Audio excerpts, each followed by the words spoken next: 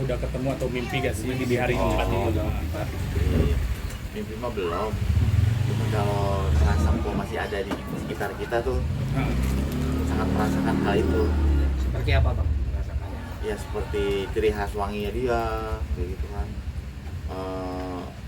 Pokoknya ya apa yang kita rasain selama hidup ampun 12 tahun, ya seperti kayak ada almarhumah kayak gitu.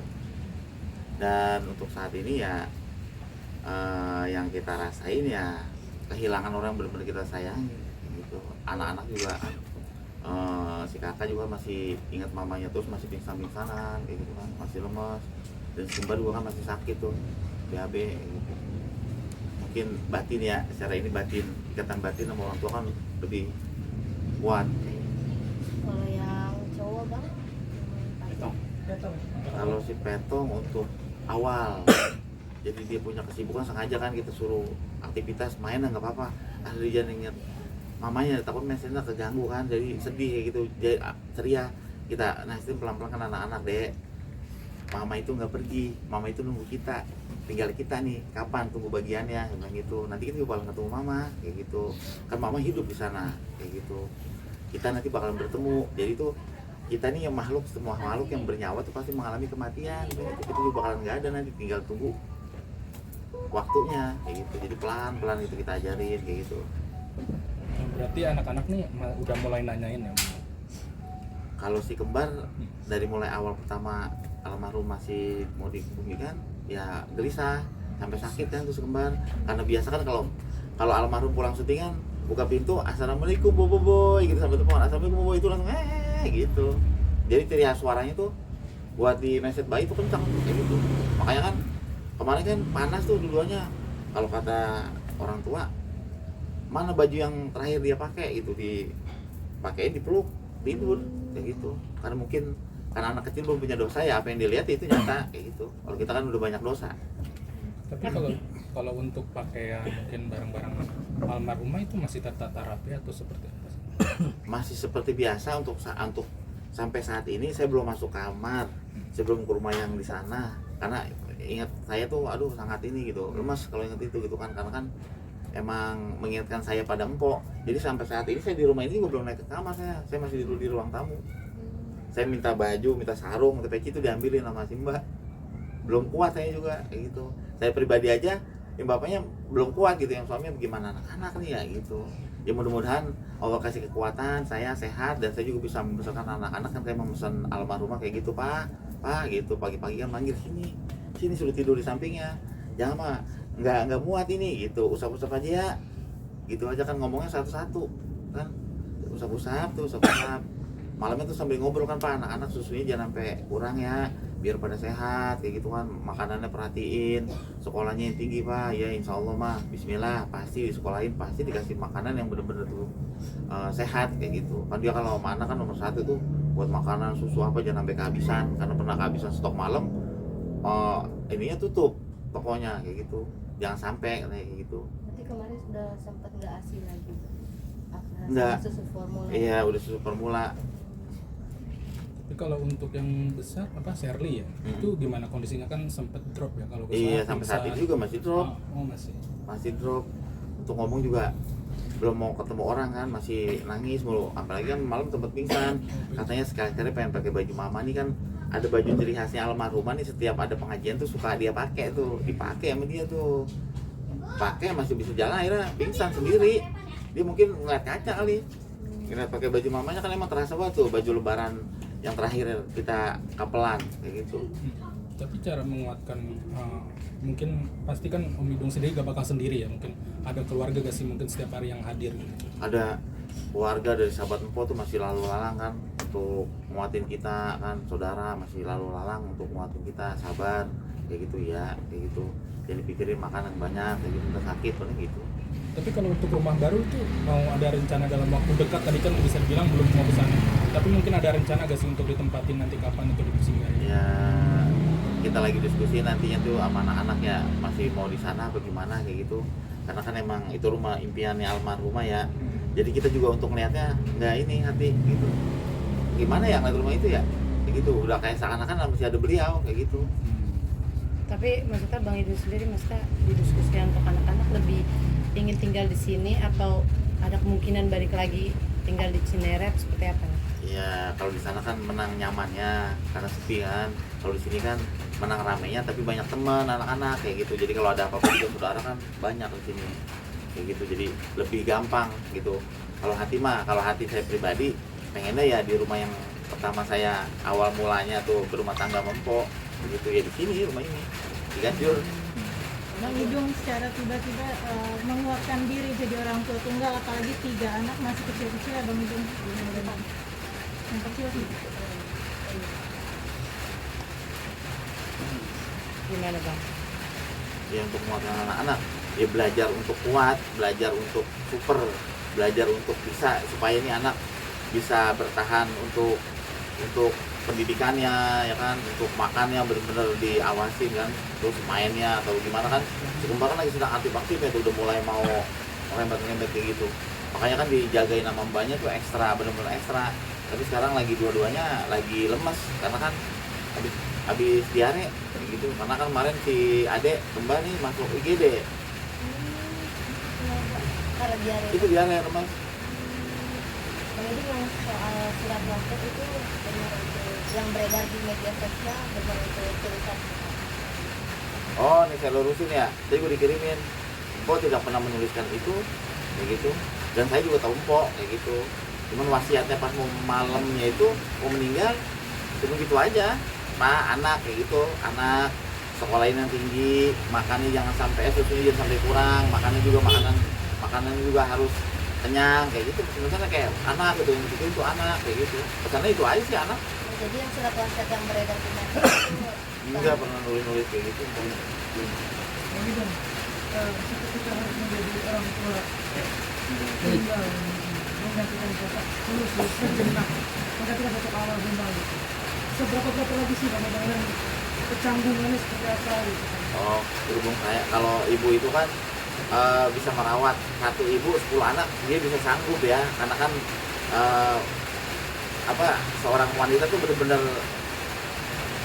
gemulai, lemes gitu kan, bisa deket lah anak-anak tuh kalau sama seorang perempuan ya. Kalau saya kan laki-laki nih agak sedikit kaku ya, kayak dia mungkin buang air atau apa tuh belum paham kayak gitu, kayak nyuduh susu kayak gitu belum paham kayak gitu. Berarti masa-masa Pak Alfa ini ada emang semua anak-anak diurus oleh Pak Alfa ya? Maksudnya Bang Idung sendiri sempat berbagi pekerjaan gak sih saat hidup untuk mengurus anak-anak apalagi yang Iya, kecil? karena kan si kembar tuh kalau dia cengeng di kamar dia sendiri diajak turun, mbaknya dibilangin mbak bawa turun ke bawah gitu, belum tidur tuh mbak tuh langsung dipeluk dua-duanya, ditidurin, digini-giniin, dua-duanya tidur gitu. Disuruh belajar nyuruh susu tuh diajarin gitu, Pak angkat kuku ya kayak gitu, tadi siram ke tangan nih angkat kuku kayak gitu. Jadi sambil waktu masa almarhum tuh ngerawat baby juga nih si Bobo Boy, saya diajarin kayak gitu. Cuman kalau kayak ganti-ganti pampers saya belum bisa. Emang belum ada ya pas masa hidup juga untuk ngurusin yang tadi ganti pampers dan itu nggak ada memang. Nggak ada, saya belum bisa. Dari mulai si petong kakak sih gak ngerti gitu. Tapi kalau kayak bantuin ambil air hangat, ambil gayung kayak gitu kan, itu pasti saya. Ambil air panas kayak gitu itu pasti saya. Kayak gitu. Bang Idung kan Pak Alfa bersakitnya udah cukup lama, terus Pak Alfa juga tetap kerja. Pak Alfa sendiri udah nyiapin masa depan buat anak-anak di sini, kayak mungkin nabung, udah didesain sendiri. Ya waktu di masa itu ya habis buat berjalan berobat sampai saya juga punya usaha kan, modalnya kepake juga buat pengobatan tuh kan selama setahun ke depan tuh kita terus beraktivitas berobat kan keluar gitu kan, cukup lumayan makan biaya tuh. Bang Idung, maaf, yang dikangenin apa sih dari mendiang almarhum? Mau dikangenin saat dia mau berangkat tuh, karena kan kalau pagi itu dia berangkat duluan tuh timbang saya berangkatnya, bangunin papa nasi goreng udah mau bikinin ya di atasnya, mau jalannya cium tangan udah gitu doang tuh. Kita kalau siang tuh kadang-kadang udah makan belum lo gitu di WA gitu, satu dia voice note, nggak bisa ngasih dia voice note, pak udah makan belum masak apa itu mbak, masak ini mau dibawain apa gitu, lagi di luar karena kita lagi di luar ya udah nggak usah kayak gitu, itu makan aja gitu, ditawarin. Maksudnya sama suami juga perhatian bener-bener tinggi kan, almarhum sama wanita super kan kayak gitu, sakit pun dia nggak ngerasain. Pernah dia bilang gitu, Pak, makanya kan nggak dipublikasiin dia sakit. Kalau gue dipublikasiin, satu gue ngerepotin orang, kedua ntar yang ada gue stres. Dia bilang gitu, udah diem aja dah, antara kita mau maju dah berdoa kayak gitu, dia prinsipnya kayak gitu. Dia tahu gue nih nggak sakit kayak gitu, gue tuh sehat, anggap ini penyakit flu gitu, walaupun ini berat buat gue kayak gitu. Dia anggap penyakit flu, dan dia kalau diem di rumah nih malah tambah sakit. Kalau dia aktivitas ketemu sama temen-temennya itu hilang rasa sakit itu, lupa dia malah rasa sakitnya. Makanya kan kata dokter bawa happy, bawa senang, jangan dibawa stres kayak gitu. Ya udah saya ikutin apa yang dia mau aja, makan yang dia pengen makan kayak gitu, asal jangan manis-manis kayak gitu. Biasanya Bang Idung sendiri suka minta request makanan apa sih ke almarhumah? Request Ya, saya kalau jadi nih, walaupun di rumah ada yang masak, saya jarang makan. Jadi kalau empok yang masak saya mau makan kayak gitu. Jadi gue tahu terakhir saya dibikinin tuh, ini hati gue pengen banget makan sayur asem, tapi yang dikuningin namanya kan, kalau di Betawi itu bak asem, dibikinin namanya terakhir kali udah itu dibikinin. Sebelum dia ngedrop mau bikinin itu, berarti hati pengen begitu tapi dibikinin gitu. Kita nggak ngucap, ini bikin lah, ini kok ada ya kayak gitu. berarti nggak ada yang bikinin makan Iya. secara rasmi lagi ya? Gua kan kayak gitu jago masak kayak gitu. Dia tahu apa yang kita kan hidup dari nol ya. Apa yang suaminya mau itu dia tahu. Paling tahu dia kayak gitu. Karena kan saya semenjak 12 tahun berumah tangga tuh nggak pernah ribut-ribut besar, enggak. Kalau saya marah dan dia marah, saya diem-dieman. Cuman dia tahu, mah waktu awal nikah kan kita kalau marah ataupun gimana, suatu saat kita ada masalah, selesain hari itu juga, clear. Jangan sampai berlarut-larut, clear. Makanya saya nggak pernah kayak ngobentak atau apa, nggak pernah. Pantang buat saya kayak gitu ngobentak dia, makanya patuh dianya. Sedangkan dia kalau syuting saya suruh pulang, dia suruh berhenti dia berhenti dia mah kayak gitu. Makanya kan Allah kasih juga perginya mudah kayak gitu, seperti orang tidur kayak gitu. Saya tuntun juga masih mau kayak gitu, saya peluk, saya tuntun, mau ikutin ya la ilaha illallah sampai Allah, dia merem mingkem, ini keluar air liur, ini masih bercak-bercak itu. Karena kan setiap dia punya jadi bintang tamu nih, kayak di suatu acara stasiun ya, kata dia, Pak, ada ustaz ngomong begini, masa kalau orang meninggal Jumat itu tanpa pertanyaan ya? Iya benar, itu hadis Nabi mah gitu. Berarti mau pengen meninggal hari Jumat aja kali ya, sering kali dia kayak gitu. Akhirnya mungkin malaikat lewat, dijabah dia meninggal hari Jumat, hari istimewa kayak gitu. Tapi itu ada firasat sebelum meninggal kemarin. Si mimpi saya mau di berbaring tuh di rumah sakit, seminggunya saya mimpi mau meninggal, percis dengan pakaian yang itu yang saya peluk. Pas ampo bisa ganti baju kan tuh diusapin, dimandiin tuh pakai ganti baju, pakai baju biru. Saya mimpinya gitu. Jadi baik sangka aja, ya Allah mudah-mudahan nih panjang umur kayak gitu. Ternyata mimpi saya jadi kenyataan, kayak dijapu gitu nih, kayak yang dialami mimpi kayak gitu. Bang Ibung, tentang anak-anak yang kabarnya mau dibiayain Raffi Ahmad Samian Farhatin itu gimana? Dadanya. Untuk sejauh ini sih belum ada obrolan kita serius kayak gitu, tapi ya alhamdulillah kayak gitu. Emang kerabat teman-teman Po tuh hebat, bener-bener luar biasa, baik semuanya kayak gitu, perhatiannya tinggi dari segi apapun. Buat saya bukan teman lagi, teman, rasa saudara, semua itu luar biasa kayak gitu. Mungkin dibiayainnya tuh, belum ada omongannya Bang ya? Iya. Bang Ibung punten, maaf banget nih. Waktu itu Po apa sempat cerita kalau Po apa sempat dapat gangguan atau teror gitu. Ada nggak terakhir teror atau gangguan? Untuk sejauh ini sih Po ya alhamdulillah itu baik-baik aja sih, nggak ada gangguan atau teror kayak gitu. Kalau gangguan penyakit ya memang ada kan, badan lemes tuh kayak gitu kan. Draftisnya tuh pasca melahirkan itu baru bener-bener tuh dia badannya udah gemuk kayak gitu kan, ada yang dirasain sakit kayak gitu. Itu bener-bener yang habis pasca melahirkan penyakitnya tumbuh tuh. Kalau yang dulu itu yang celana dalam itu Udah nggak ada kayak gitu. Itu jauh sebelumnya, itu setahun Po sebelum sakit kayak gitu. Ya, jangankan itu, waktu baru awal Po berkarir aja juga ya kayak gitu, hal aneh tuh sering dijumpain di rumah kayak gitu. apa aja Bang Ibung selain Ya celana contoh dalam? kayak kelabang merah kayak gitu kan, pas ditutupin di gelas, ditutupin di tisu, besoknya kita buka hilang itu kelabang kayak gitu. Kayak ayam kayak gitu, ayam hitam dibuang di depan garasi. Dulu kan garasi kita belum rapet nih, masih setengah dibuang kayak gitu. Berarti terakhir itu setahun lalu dah, sebelum sakit itu. Sebelum sakit kayak gitu, sebelum sakit sebelumnya itu.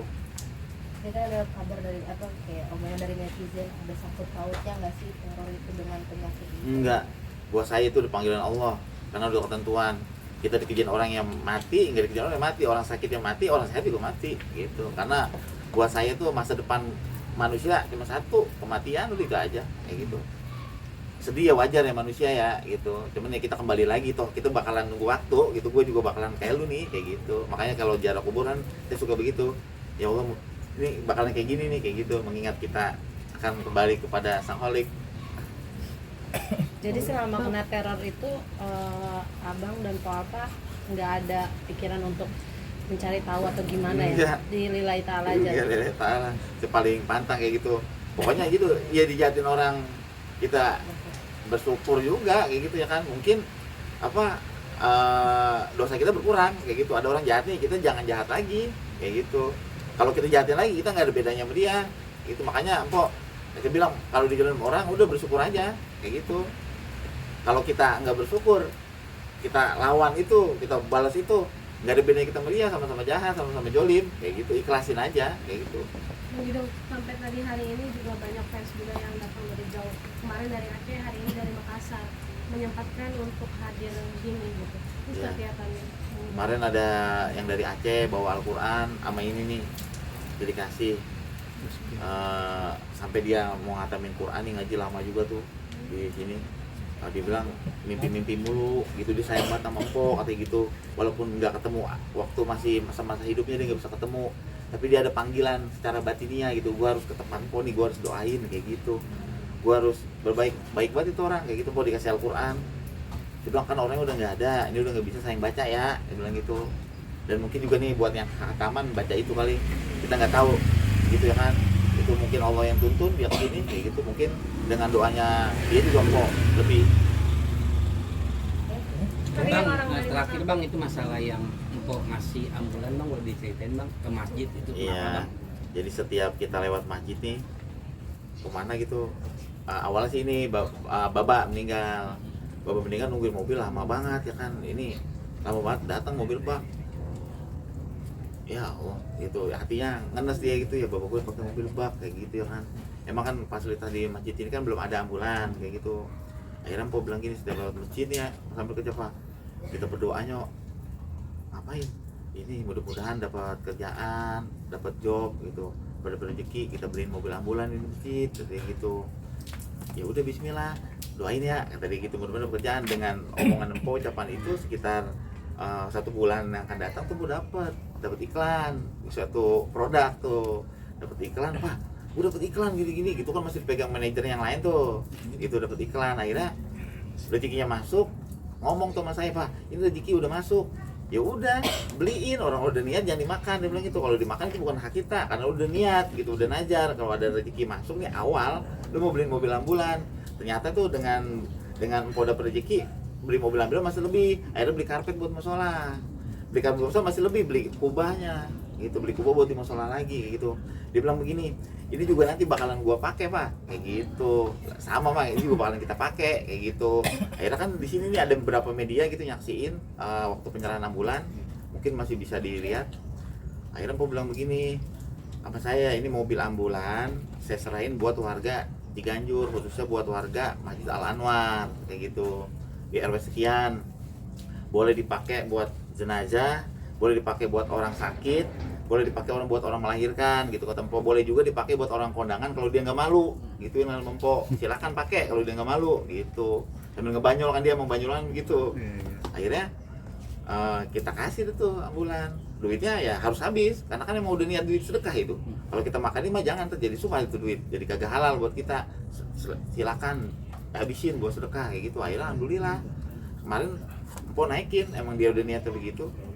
Akhirnya ditaikin, jadi disiapin mobil ambulan yang bagus juga tuh. Saya nggak kasih, emang pesennya begitu amanahnya. Gue bakalan naik itu, kata dia gitu.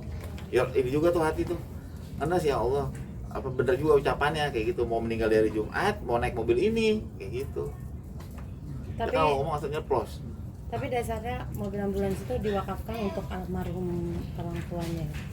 Iya Maksudnya wakaf pertama buat kalinya. iya apa halanya buat almarhumah sama buat keluarga kayak gitu, buat keluarga ini kayak gitu, buat keluarga yang ada di sini kayak gitu. Manfaatnya banyak. Awal pertama itu mobil ambulan ada di masjid, udah ada yang meninggal. Jadi kepake. Cukup? Ya. Oke, Makasih banyak, masih Kang. bisa.